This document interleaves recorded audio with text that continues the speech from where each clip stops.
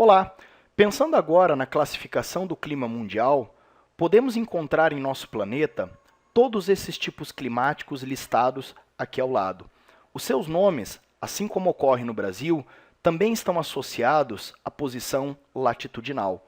Por exemplo, os climas quentes, equatorial, tropical chuvoso, tropical seco e desértico, aparecem nessa porção da Terra, nessa zona climática conhecida como zona intertropical ou cálida, que é justamente a região mais quente do nosso planeta. Os climas temperados, mediterrâneo, subtropical, oceânico e continental, vão aparecer justamente depois da zona intertropical, ou seja, vão aparecer já na região temperada do nosso planeta, que seria essa área que vem logo a seguir tanto do Trópico de Câncer ao norte quanto do Trópico de Capricórnio ao sul. E os climas frios são característicos ou da zona polar, das zonas glaciais, ou de áreas muito elevadas, como regiões de cordilheiras, como a Cordilheira dos Andes, as Rochosas e a Cordilheira do Himalaia. Vamos agora classificar alguns desses tipos climáticos que não são encontrados, portanto, no Brasil. Por exemplo, dos climas quentes, o único que não é encontrado no Brasil é o clima desértico, que pode ser representado por esse climograma aqui do Cairo. Ou seja, esse é um tipo climático característico de toda essa região africana e de todas essas outras áreas que aparecem em amarelo do nosso globo.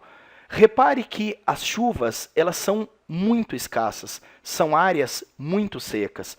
Grande parte da formação dos desertos está associada à influência de correntes marítimas frias.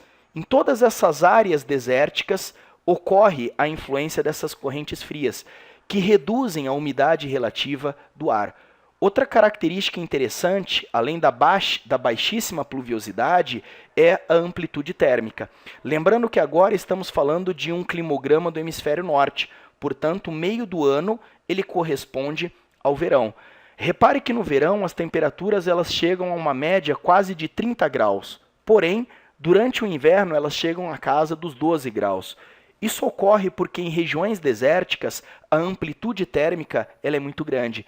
São áreas que aquecem muito rápido, mas que também resfriam muito rápido. Pensando agora nos climas temperados e diferenciando dos climas brasileiros, o Brasil só tem um tipo climático temperado, que é o subtropical, que analisamos anteriormente. Esse climograma ele representa o clima mediterrâneo, muito comum então em toda essa região aqui que eu estou grifando. Eu peguei aqui o climograma de Palermo, uma cidade então da Itália. Repara que interessante, o verão, novamente, o meio do ano, ele é seco e o inverno é chuvoso. Portanto, ele é o contrário do tipo climático tropical brasileiro, que o verão é chuvoso e o inverno é seco, no caso. As temperaturas não são temperaturas muito baixas. Repare que são temperaturas que sempre ficam acima da casa dos 15 graus Celsius. Essa seca durante o inverno, essa seca durante o verão, normalmente ela está associada à influência de massas de ar extremamente secas vindas de regiões desérticas, como por exemplo do Saara. Pensando em um outro tipo climático temperado que não aparece no Brasil, o oceânico, esse também é muito interessante. Olha só, eu peguei aqui o exemplo do clima temperado oceânico da Irlanda, portanto, muito comum em toda a região do Reino Unido.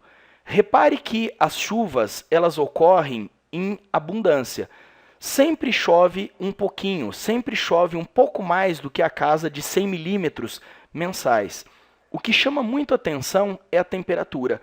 A temperatura do temperado oceânico, por causa da influência da maritimidade, ela não varia muito. Ou seja, a amplitude térmica no temperado oceânico ela é menor. Menor que o temperado continental. Então, olha só, Moscou é um clássico exemplo de clima temperado continental. Toda essa região aqui. Que ao invés então de ter a influência da maritimidade, tem a influência da continentalidade. E você repara a influência da continentalidade justamente onde? Na amplitude térmica. Repare então que durante o verão, os meses de verão, as temperaturas elas chegam quase à casa dos 20 graus. Só que essas temperaturas elas despencam durante os meses de inverno, justamente porque em áreas que sofrem a influência da continentalidade, o aquecimento ocorre muito rápido, assim como o resfriamento também ocorre muito rápido. Pensando agora nos climas frios, que não ocorrem no território brasileiro, esses tipos climáticos estão associados a áreas onde a radiação solar não consegue aquecer perfeitamente o ar. Por isso que são áreas tão frias assim. Por exemplo, esse climograma ele representa o tipo climático polar da Groenlândia. Repare que raramente as temperaturas ultrapassam então a linha de temperaturas positivas. Estão praticamente o ano todo abaixo de zero. As chuvas não são tão abundantes e normalmente caem na forma de neve. Isso ocorre porque os raios solares nessas regiões da Terra, eles praticamente tangenciam o globo, resvalam na superfície da Terra, não conseguindo aquecer perfeitamente o ar. Por isso, então, as baixas temperaturas.